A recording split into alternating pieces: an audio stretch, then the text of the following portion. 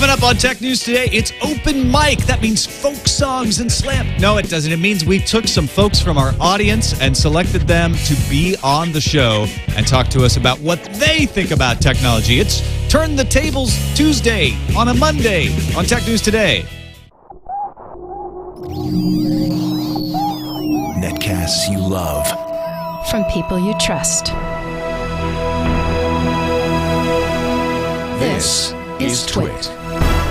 Bandwidth for Tech News Today is provided by Cachefly at CACHEFLY.com.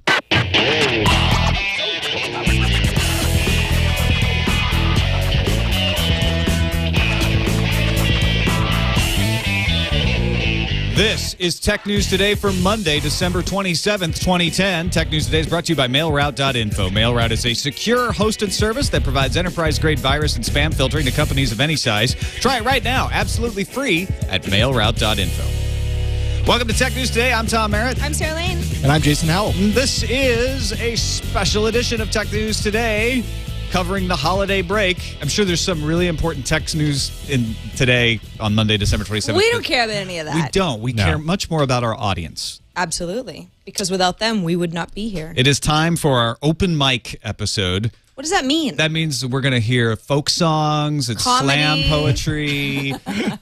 No, it means we're opening our mics to members of the audience. We had people send in and say, hey, I'm around on Monday, December 21st to record this show. Please pick me. So first, a word to the 100 or so of you not on the show. Thank you for emailing. Please don't be upset that we didn't pick you. We only picked 3 people because we just want to keep the show, concise and watchable and all of that. And we tried to pick a wide variety, although I was foiled in that in one way that I'll explain in a minute because I wasn't paying attention. But we still love you, and please come back next year or the next time we do it. We might do an open mic episode again sometime before the holidays. Yeah, I mean, anytime we've ever done this, it's been a success, and we've enjoyed it just as much as you guys, so why not? Yeah, when he says we've ever done this, he means the listener co-host episodes on Buzz Out Loud. That's right. Or where we did the idea first, which they also do, so maybe you could get on that one somehow. Anyway, let's start by introducing our guests. Should we introduce them all, and then we're gonna talk to each of you one at a time. But it's kind of like the Tonight Show when the second guest is still out there. You can jump in anytime. We'll go from top left and then clockwise. Joshua Caleb of TheWriterChronicles.com. Joshua also has his internet frozen. No, he's just Constantly. very, very calm And pensive. and put together I just don't move much. and composed. And he's really good at throwing his voice. Most people, when their internet freezes, they look really stupid. But you look great. He looks. This is like the 6th time this has happened since the pre-show. Every time you just look like you're staring into the I future. smell a new profile pic. Yeah, you should be screen capping these, buddy. Also, a big help in the chat room, Joshua Caleb. Guest number 2, Sarah Houghton-Jan, a local from here in the Marin County, not too far away from Petaluma. Welcome, Sarah. Thank you. Glad to be here. Librarianinblack.net is her website. She is in black. And she Always. is a librarian. True to herself. Truth in advertising. Yep. And guest number 3, Derrick Chen, a.k.a. D-Dog, dxstuff.com. How's it going, Hey, man? guys. Also another big help in the chat room. We appreciate. Glad to be here. We appreciate all 3 of you and your participation in the show and sharing your expertise and taking the time to hang out with us today. Let's start by talking to Joshua, so that hopefully we can see his internet freeze a bunch more. We're still tweaking his. Well, when it flashes back on, I just have to full screen it. But I've got him. Okay. I got him right here. So, quickly, Joshua, while you still can, tell us about yourself. I am a sci-fi fantasy author, and currently I've only published 1 book, but I am working on the second one in my hopefully long-running series. I also have been really enjoying this podcasting thing, and am hoping to start one of my own in the not too distant future. So, what is your book about? How is it published? I've actually self-published it because I got tired of the publishing game and that no one wants to look at you because you've never been published before. That whole catch-22 of you can't get an agent without being published, and you can't get published without an agent. Mm-hmm. So I just went the self-publishing route. Who'd you publish it with?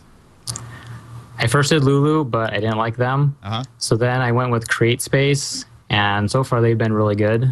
That's the Amazon one, right? Amazon subsidiary one. I Excellent. did that for the print and then Smashwords for the ebook. And you've also got, you also are on a podcast, and this is where I got fooled, because you're on a podcast with D-Dog, are you not? I have co-hosted a couple episodes with him and Ayaz. Uh-huh. So, yeah, we knew each other long before this. So we were trying to pick, you know, some people from the chat room, people from Twitter, people from neither, and then I ended up getting 2 co-hosts of a podcast. Well, Well, he's a guest. we all think alike. Yeah. You know, it's hard not to have us all overlapping in some way. That is very true. Actually. You know, it's Absolutely. it's an overlapping tech world that we're living in. So now that you've been on the stream for a couple minutes here, how is it different being on the show versus being in the chat room? Well, he's probably doing both. Are you correcting yourself in the chat room? No, I did have the chat window open, but somebody told me to focus on the live stream, so I have that minimized now. Yeah, it's probably a good way to go. Actually, I'm going to start. It can be a little distracting when you're talking and I'm looking going to at start. chat. It's too bad because I was going to start sending you ideas of things to say through the chat room, because Joshua does that to me quite often, and it's actually very helpful. Absolutely. You've caught stories and things for us, and title master at the end of the show. Mm-hmm. How do you come up with the titles? Would we say that Joshua Caleb has the most TNT titles under his belt? I would be. I mean, there's. Have we ever kept track of anything? Yeah, there's like a that? few others who've come up with titles pretty regularly, but he's definitely up there in the top. Mm-hmm. That'd be a good statistic to track, you know. Yeah, For fantasy podcast leagues out there. that'd be. I have about possibly 14. Okay, that's a pretty good Wow. number. Four of them I'm not sure if I came up with or someone else, but definitely in somewhere around a dozen. I think we need to have a wiki going for this. We should. If someone would like to get on that, especially someone who's got more title choices than Joshua Caleb, and just wants to basically the crown. call him on his, Yeah. you need that backing. You need that wiki backing. Well, to what do you owe your title success? I do get a lot of inspiration from the chat room, various comments people make. Sometimes someone will comment or suggest a title, and then I'll take that, combine it with a different idea into a hopefully better title. Oh, so you steal your ideas. Sometimes. It's a I mean, collaboration fair between use. everybody Yeah. in the chat room. To kind of So fine some of tune them and just hone strike the by, idea. or sometimes it'll be something that one of you will say that I think would make a Right. good title.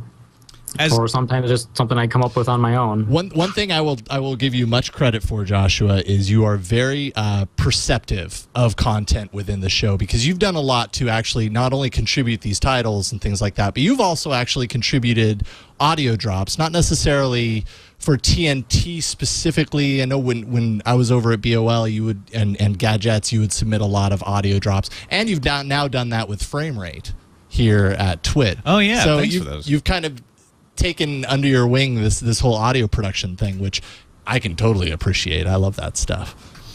Yeah, I found I have a very good interest in messing with sounds, and another way I can be creative.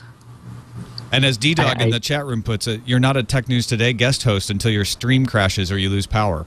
That's actually, it makes you legit. Well, my stream is freezing, so does that count?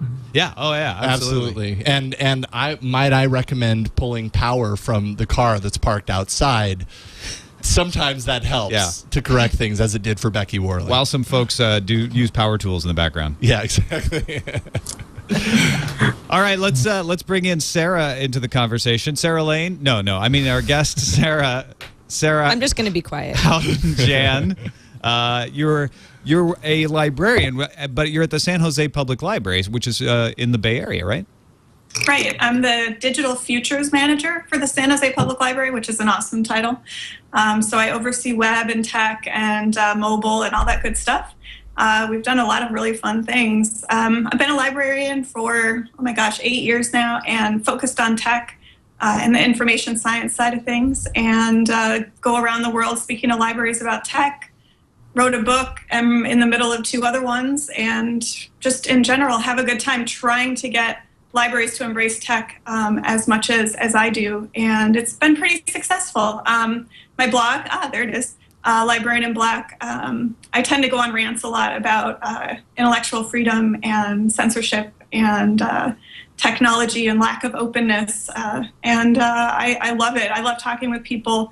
I'm going to Australia next month to do it, which is awesome. So yeah, that would be me. It's funny. We get a lot of librarians listening to the show, and I think people don't realize the connection there between library science as information science and what we talk about on the show. Absolutely. I mean, my degree is library and information science, so I think libraries are a lot more techy than people give us credit for. I mean, we have full digital complements of content to match everything that you would get physically. So ebooks, e-audiobooks, downloadable music, all of the magazines and journals and stuff online. So, and it's all free, which is awesome. I mean, free with a library card, which is also free. So I really would like people to use what we do more, because your tax dollars are paying for it. You might as well come to us and use what we have. Sarah, when you're going around the world helping libraries embrace tech, what does that mean? Is there something that you'll say off the bat? Guess what you can do? This is so easy. It's going to help you so much, and here I am to help you, and you just never know that you needed it before. Or is it like a case-by-case basis type thing? I focus on a lot of different things, but usually free and open source technology, open source things that they can use to make services. I mean, I remember when Meebo first came out, that was huge. It was like you can do, IM chat on multiple platforms for nothing. And just services like that, I think, help us provide more, because libraries are in general very broke.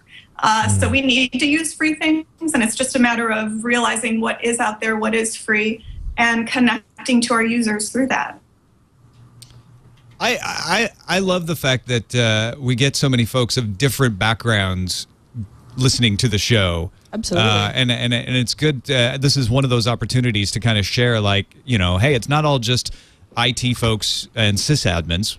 It is. There's a lot of you out there, and it's great to have you. But what I really appreciate is the contributions folks make from their particular expertises, because we have to be generalists hosting the show, which means we can't really go deeply into any single thing. So when there is a net neutrality and we get the folks who work for backbones like Reed Fischler contributing, that's great. What are some of those areas that you listen to the show and you're like, well, wait a minute, I know about this. Hold on, Merritt. A lot of the information freedom and access stuff, huge for us.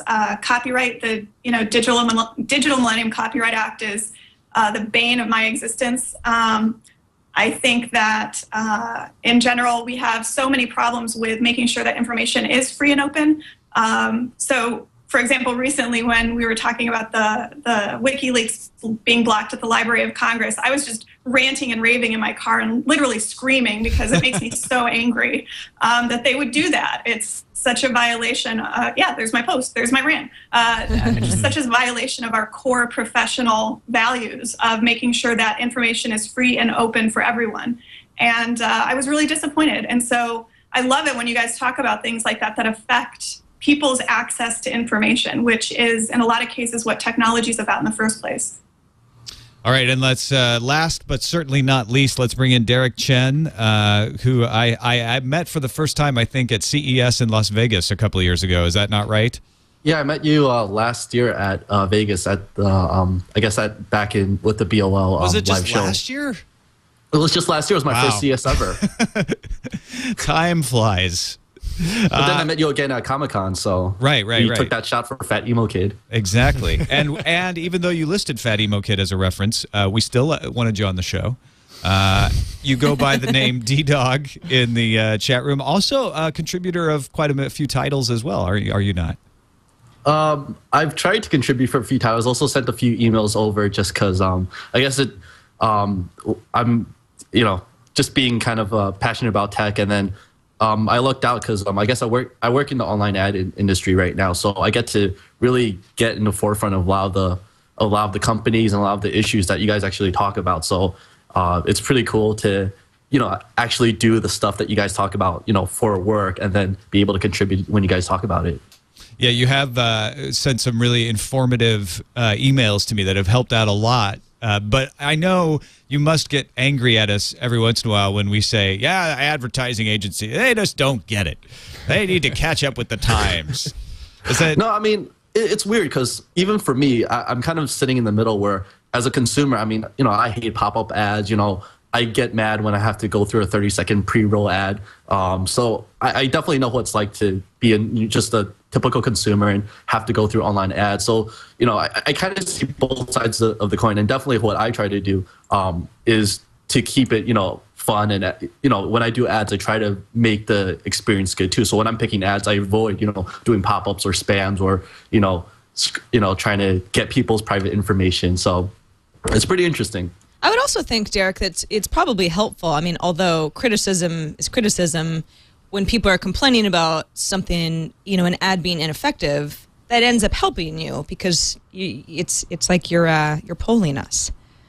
Yeah, I mean, there's definitely a lot that, it's just really interesting. And I think just even when I listen to you guys and you guys talk about the newest and latest in tech, it really actually is cool in that I can take that information and bring it to my work and, tell my clients and tell my work, here are some new opportunities, here are the newest stories that I've just heard like today. And it really actually goes a long way in trying to push the industry to adopt, these new technologies and these new ways of thinking. So that's cool. It's nice to hear, isn't it, Tom? Yeah, although... Derrick's bringing it back to the meeting. The tagline of your website, all the stuff from East to West, I probably will send a takedown notice about, since I have a podcast called East Meets West. Yeah. It's just way too simple. And it has East and West in it. Yeah, right. You own the rights to East I'm and going West. to trademark East and West in any combination of them. Well, speaking of ads, we have an ad. We should thank MailRoute for their sponsorship of Tech News Today, mailroute.info. Do any of the three of you run your own web server, your own email? Ayaz is trying to get me to do an email for the podcast that we do. So he's been trying to get me to get a email account. So it's definitely coming on its way. Well, yeah, if you are trying to set up your own email system, you even do a small family system, you run it for a few people, you might want to check out mailroute.info because it stops spam. I can't believe I've been able to resurrect Ace Detect at subbrilliant.com, but I have. It's an email address I've had since the 90s, but it was so overrun with spam from being published on the web and being passed around to different mailing lists and this and that, that it was just unusable. There was nothing I could do. Mailroute.info takes all of the mail that comes to that box and stops the spam and lets the good stuff through. Now, that's what every spam protection system purports to do, but MailRoute actually works. It's written by Tom Johnson, a friend of Leo. He's the guy who wrote Microsoft's hosted exchange services. And I don't know what his special sauce is, but I have not had a false positive, and I've only ever had one mail get through that I wondered about. Would this have been something I signed up for with this address a long time ago? Because it was an older service. And I'm like, if I can't tell, there's no reason the algorithm should be able to tell. And there was just the one. Yeah. And that's it. Everything else has been from people. So check them out. $2 per user per month. Outbound services can be used 50 cents per user per month. And if you have a small family run or a small business account, the price is $33 per year. However, you don't have to pay that much. TWiT gets a discount for you. Go to mailroute.info and you get it for $29.70 per year. That's just under $2.50 per month. Check them out at mailroute.info, and we thank them for their support. All right, round robin style. You don't have any questions for each other, do you? Anybody? No. Nope. No, we don't. Round robin style. Joshua, Caleb, have you watched Tech News Today from the very beginning, from episode 1? I honestly don't remember. I thought It was only at least watched them in June. podcast form. I think I know I've been watching them regularly for quite a while now. So I can't remember if I missed some of the early ones. Okay, so you may not have seen. How about you, Sarah? Have you been on since the beginning, or did you find us midway? Nope, from the beginning. And then Derrick, D-Dog? Yep, from day one. So how did you guys find out about us? Were you already listeners of Buzz Out Loud and then heard about me leaving? Yep. Yeah, same for me. I followed you from BOL. Yeah, this isn't as fun as it was on Buzz Out Loud when we've been doing it for 6 years. Everybody's like, yeah, it was just in June, Merritt. It wasn't that long ago. What's the big deal? So what is your favorite thing about Sarah Lane? Oh, come on. What are you doing? No, what is your... I like that she's snarky to you. Thank you. I like that you like that. By that. But no, Sarah, I do want to go around the horn and give you a chance to speak on the behalf of the other listeners. What is the one thing you wish we would improve upon? Something that we could do better? And we'll go ahead and start with you, Sarah. Something you could do better? You guys rock. Have more shows. I mean, I know it's once a day. Do weekends, man. Great. 4 times a day. Stop sleeping. Yeah. That would be the one thing I would appreciate. You know, I've toyed around with the idea of doing a weekend like best edition of, like clip show sort of thing. I've toyed around in my head, and let me know what you think of this, Sarah. If we did like a breakout show of just the news fuse with the top stories added in as sort of a condensed version. That would work. That'd be great, actually. Yeah. I think for people who don't maybe have enough time to listen to the full show every day, I think a weekend summary would be great. That's something I could point out to maybe some of the non-techies or the less techies and tell them to listen to or watch. Something it's like a gateway drug. We could. It is. Yeah. Yes. Hey, have we ever thought about, now that we're talking about it, just breaking out the news fuse and expanding a little bit on it for each show? I know that's a lot of work. Yeah, well, that's kind of what I'm thinking, right? Okay. Is you just we take out that, and then we have to add in because each day, as a lot of people, no one really sees our pre-show, but every day we have to cut things out because we only have a certain amount of time, and it's usually there's a few stories where we go, that would have been good, but these stories we think are a little bit more important, so we've got to cut a few. You could expand on the news fuse and still have a shorter version of the show, like Sarah said, for people who just they don't have an hour, but they've got 10 minutes to kind of get the breakdown of everything that we thought was important. Right. So get on that, Tom. Yeah, all right. You've got time. No problem. I'll start doing that right now. Cool. But what we need is more ideas. Derrick Chen, if you could improve something, what would it be? Well, I love all the guests that you guys always have, but I actually think that maybe having a little bit more guest diversity. I know it's kind of hard since it's a daily news show, so you're getting the news on the spot. But I really like it when you guys every so often have gotten like lawyers in or specialists in whatever the big story of the day is. And I think if we can do more of that, I think because we all hear each other's opinions, but it's always nice to hear from an expert that kind of really can kind of filter out and tells I guess what things really are. And also more John Strickland, according to the chat room. Right. Is John Strickland in the chat room? Yeah, I think that's he's part of the chat room that's advocating like 20 different computers, all different nicknames. He's volunteering to be the expert of all of those areas as well, because how stuff works. So I like that idea. And I agree. I would like to do that more often. Be able to get the person who wrote the blog post about the rumor, or get a person who's in the industry, to comment on that. A lot of times those happen because, for instance, Reed Fischler, when he came on and explained the whole net neutrality, he emailed me saying, I know you're going to talk about this today. I wanted to help you get you on background. I was like, just come on and talk to me yourself. So I totally am with you on that. I'd love to have that happen more often. So we'll work on that. Joshua Caleb, do you have something you'd like to throw in the mix as well? I agree with both Sarah and Derrick with their ideas. The only other thing I can think of is the time. Having it the time maybe of a day. little later or something when you actually air the show. Because usually when you air it at it's 4:30 my time, which is right when I'm having dinner. I'm sorry to interrupt your dinner. You eat early dinners, 4:30. Yeah, It's an early time for usually dinner. eat our meals early. Huh. So I usually will have to try and get my dinner and eat while I'm watching the show, which is actually somewhat hazard to my health because you guys are very hilarious.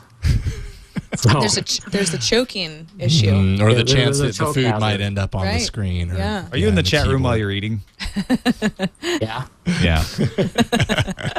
I'll have to ask you what you're eating from now on. What's for dinner tonight? We'll lead off the show with that. It's just like, I'm Tom Merritt, I'm Sarah Lane. Joshua Caleb, what are you eating? Well, you know, the And for dinner today, it's the timing of the show has always been a hard thing to deal with because we have all the other shows on TWiT that we have to fit it into. And so 2:30 was the time that 2:30 Pacific was the time that worked best for that. And then immediately we had people saying, well, wait a minute, I can't download it until the evening, and that means I don't listen to it the next morning. And so we went through, and I did a big push in July, and I asked people, like, what would be the ideal time for you? And it turned out that really moving it a half hour earlier, which is one of the things we were considering, wouldn't make that much of a difference. The only time that would make a big difference is moving it much earlier in the day to, like, say 11 a.m., which doesn't make sense because you got Buzz Out Loud at 10:30 a.m. and we don't need to be on at the same time because a lot of people like to watch both. And not only that, but the TWiT programming that's on earlier in the day would have to be shifted. And sometimes it seems from the outside, it seems like, well, you just shift it. But then there's Right. other hosts, and they've got their own schedules, There's and they're Windows Skyping Weekly in, and This Week in Law, and that's yeah. and they've kind of had their slots, and it's working for them as well. So Yeah. it gets complicated to move stuff around in a schedule. So too much. essentially, I've been of the mind since then, like, you know what? There's no reason to move it at all. Let's just do the best we can with this time because any other time is going to cause other unforeseen problems. And what we try to do is make sure we have all the news of the day because by 2:30 Pacific, almost all the news of the day has broken. So I feel like what we can do best in our time slot is be the last word on tech for that day. Right. And even if you listen to it the next morning, it still should be pretty fresh. You still should be getting most of the tech news before the new stuff starts to break for the next day. And it's not going to be 100%, but Well, the stock that's what market's we're trying. closed. Yeah, a lot of the exactly. East Coasters are done for the day, so it's more of like this is what happened today. right. Roundup. But I am sorry about your dinner. That's okay. And much earlier, and I would be still working because I can't watch Buzz Out Loud live much anymore because my schedule changed. So I'm working much later now. You know what we could maybe do for Joshua Get him a new is job? be less funny. Because Oh, then yeah, right. while he eats, he won't be laughing. We could try to be. And he won't choke. Yeah. So we could do that. Or Be willing to compromise in that way. just make sure that he eats soft foods, Applesauce, purees. banana. Or you could always give me a new job. Maybe that's the best answer. What job would you like?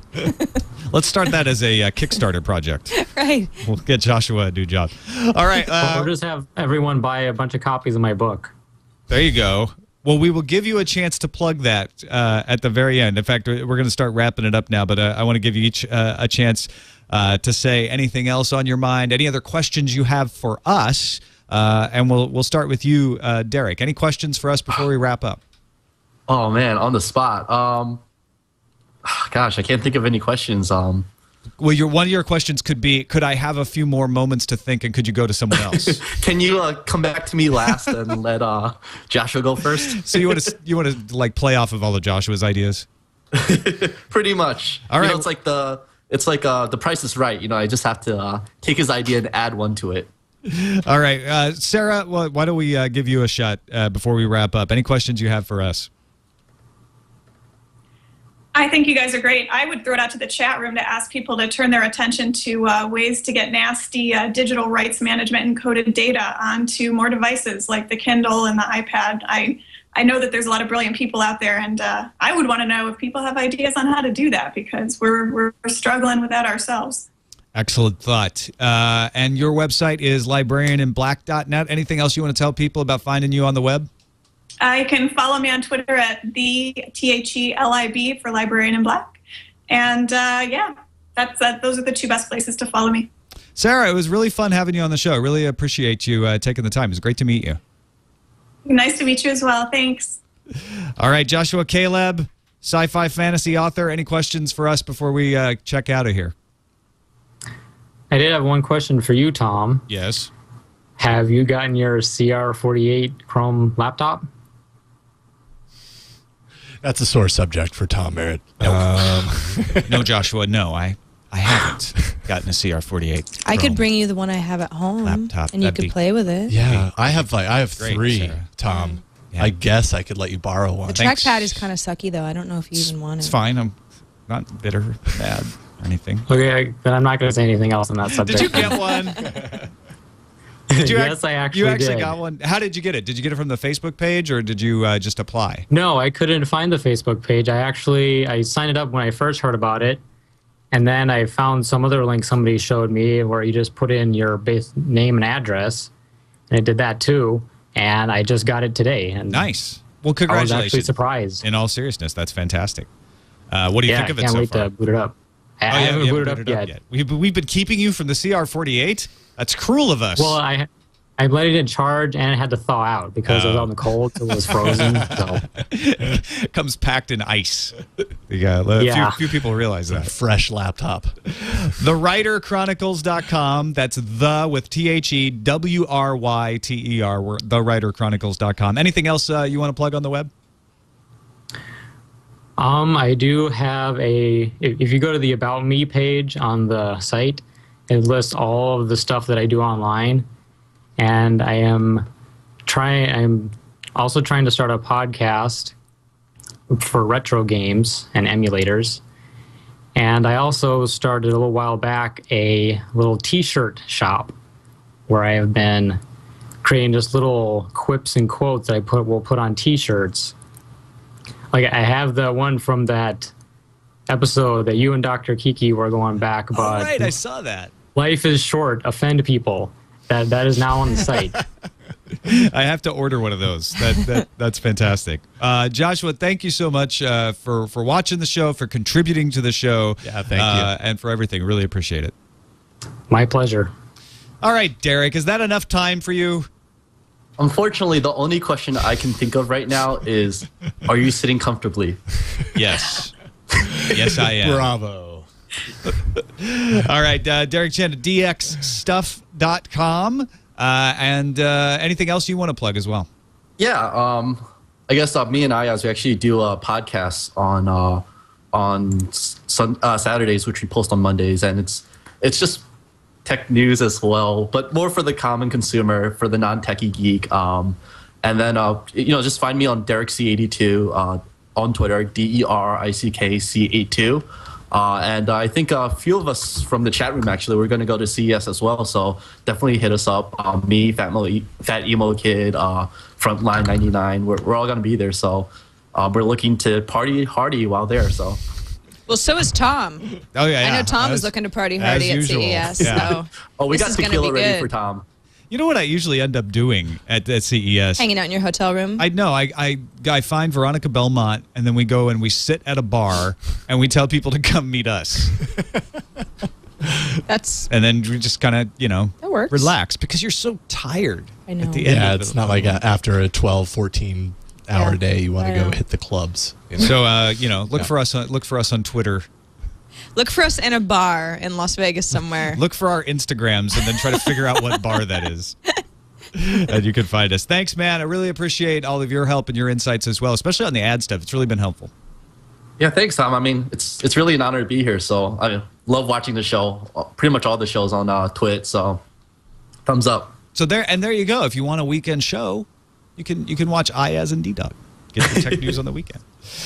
All right, Sarah, anything else before we wrap up here? I just want to say it's always really great to be able to see and hear and listen to folks that are watching us all the time. It's great to turn the tables. I think we should do this more often. Yeah, we should have totally turned the tables and had them interview us. Well, Okay, let's maybe not go crazy. Yeah.